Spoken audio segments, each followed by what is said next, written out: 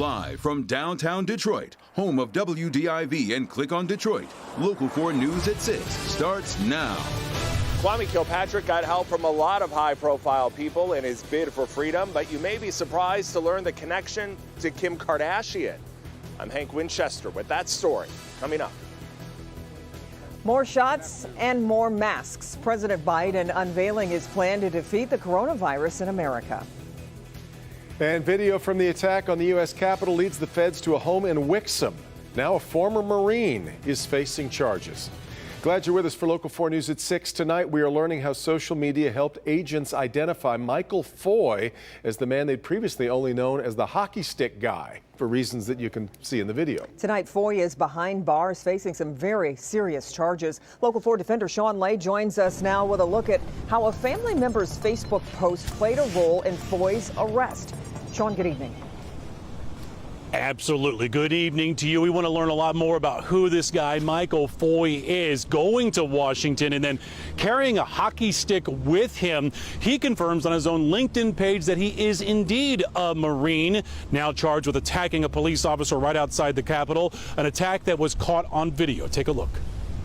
The FBI says you were watching a 29-year-old man from Wixom beating a D.C. Metro police officer while that officer was on the ground outside of the Capitol during the chaos there January 6th. Then the FBI says the same viral video shows the same man crawling into the Capitol through a broken-out window.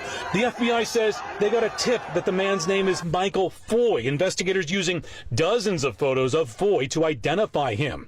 This photo obtained by the Local 4 defenders show FBI agents outside of Foy's rented condo on Wixom Road early this morning. Agents raiding that condo. This man's girlfriend lives right next door. She thought because it was the police, they're kicking doors down. You know what I'm saying? I mean, she woke up, she freaked out. Michael Foy wore a U.S. Marines cap at the Capitol. Local 4 cameras captured him protesting outside of the TCF Center in downtown Detroit as the presidential election vote count was going on inside.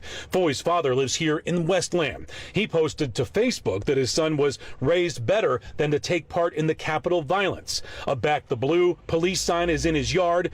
Now Foy is charged with using that hockey stick to beat a police officer. This man says Foy was always friendly here in Wixom. There was no indication that he would do this. It's hard to believe. It's really hard to believe. Back here live, really a national investigation, crowdsourcing all those photos of the man they called hockey stick guy, ended up being Michael Foy, and the FBI says they used Foy's father's own Facebook post of his son in Washington that day, draped in the flag, but carrying the hockey stick, using his dad's own Facebook post to identify his son. Foy's father tells the Local 4 defenders he may have something to say about his son's arrest tomorrow, but investigators were at his home in Westland today, still questioning his dad and getting to the bottom of what is just the start of this investigation. We're live tonight. Sean Lay, Local 4 defenders. Yeah. Okay, Sean. Thank you. On his first full day in office, President Biden revealing his national strategy to fight the pandemic. Yeah, the plan includes 10 executive orders mandating masks on public transportation and directing agencies to use wartime powers to require U.S. companies to make N95 masks, swabs, and other equipment. It also focuses on vaccinating more people, safely reopening schools, businesses, and travel, as well as slowing the spread of the virus. The president reiterated his goal of administering 100 million shots in his first 100 days in office. Biden is also emphasizing mask wearing. For the first 100 days, the next 99 days, the masks have become a partisan issue, unfortunately. But it's a patriotic act. But for a few months to wear a mask, no vaccines, the fact is that they're the single best thing we can do. They're even more important than the vaccines because they take time to work.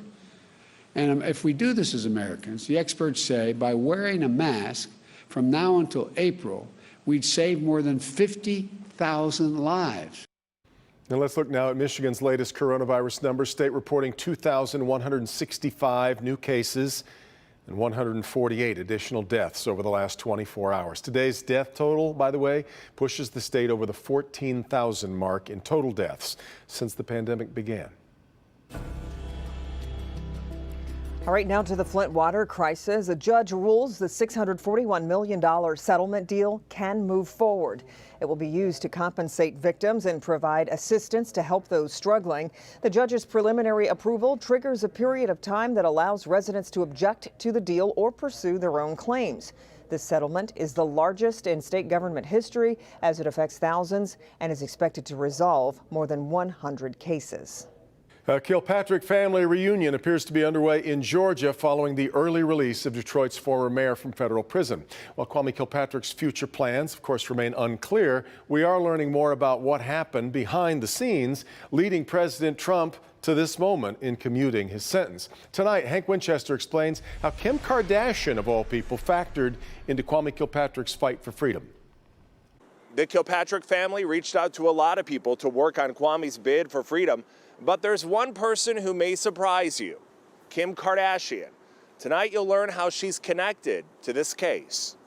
Alice Johnson knows about life in prison. She was sentenced to life on drug charges in the 90s. But in 2018, her case caught the attention of Kim Kardashian, who then brought it to the attention of President Trump. Miss Johnson was soon free. She now spends her time helping others she feels have been wronged by the justice system. And when she heard about Kwame Kilpatrick, she acted right away.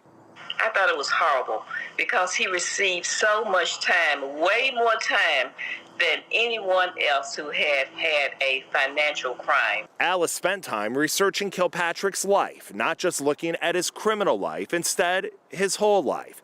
She heard from him from prison, and she knew he was making changes. He told me about so many incredible things he was doing in prison. And like myself, he was looked upon as a mentor, a confidant to many of the men he was incarcerated with. Alice, along with others like Detroit businessman Peter Karmanos, church leaders, and some state representatives mentioned by the Trump administration as those who were pivotal in presenting this information to free Kwame. Yesterday, Kilpatrick walked out of prison. He was reunited with his family. Miss Johnson has this hope for him. That he will regain his purpose. I believe Kwame found a brand new purpose in life while he was in prison. We've all made mistakes, as I've said before, but no one should ever be defined forever by the worst mistake they've made. Miss Johnson says she also realizes not everyone is thrilled that Kwame Kilpatrick is now free, but she does hope everyone will give him an opportunity to show us what he can now do with his life. I'm Hank Winchester. Help me, Hank. All right, Hank. Local 4 Defender Karen Drew has put together a comprehensive recap of Kwame Kilpatrick's rise and fall. You'll find that on the features page of clickondetroit.com. All right, now to a Local 4 News update. One of the men charged in the alleged plot to kidnap Governor Gretchen Whitmer is set to plead guilty. Court documents show Ty Garbin of Heartland Township is expected to plead guilty next week in Grand Rapids. This comes as Garbin was set to stand trial alongside 5 others charged in the alleged plot to kidnap the governor last October. Garbin faces several charges, including terrorism. The plea hearing is set for next Tuesday. Nursing homes continue to administer as many doses of the COVID vaccine as possible. One of the people around here who just got one is a World War II veteran, but that's far from the only catastrophe centenarian John Baker has lived through. Victor Williams looks at one man's long journey to getting the shot. This man has seen a lot, from literally defending our nation's freedom to not only living through one, but 2 different pandemics. Yet he remains a trailblazer. John Baker is over 100 years old, but still has the humor of a man in his 20s and is still making history. I'm only 102, you know, just a young guy. He was also the first at Brookdale Nursing Home in Novi to get the COVID-19 vaccination. Well, I wanted to know if I had to spend some time, you know, to let and see what's going to happen, but I feel just fine. Believe it or not, this is actually the second pandemic Baker has lived through, including the flu pandemic of 1918. But to say Baker has been through a lot in his lifetime is an understatement. My dad was killed in a coal mine in Kentucky when I was 8 years old. And things have really been going for me since that time. Somebody has took hold of me. In the years following that hardship, Baker decided to join the military. Then I went into the service in 1940, spent 6 years in World War II. After half a dozen years in the First World War, Baker went into the Navy for an additional 8 years until he served in the Coast Guard. And even with such an eventful life, he was still able to reach another milestone, being the first person among his peers to receive the injection. I don't feel it, though. I really don't feel it. And Baker would like to thank everyone at Brookdale Novi. Victor Williams, Local 4. All right, Victor. The two men in this video probably couldn't believe their eyes when they saw a wallet sitting on a store counter with large bills visible inside. One of the men did the wrong thing, taking the money for himself. But as Tim Pamplin shows us, the story ends up with a different ending. Okay, what would you do? We're at Shoppers Valley on Biddle in Wyandotte. You walk in, you see a wallet laying there, hundreds sticking out, no one around. It obviously belongs to somebody. Yeah, I've had a couple strokes and I got short-term memory loss. Here's our victim for this story, 72-year-old man, visits Shoppers Valley every morning. He played a couple of lotteries and he leaves.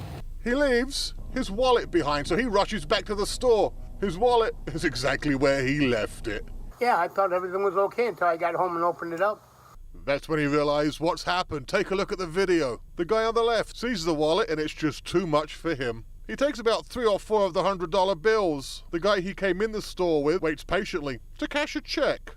But old Sticky Fingers here can't seem to help himself. Pacing backwards and forwards, sees there's a few more Benjamins for the taking.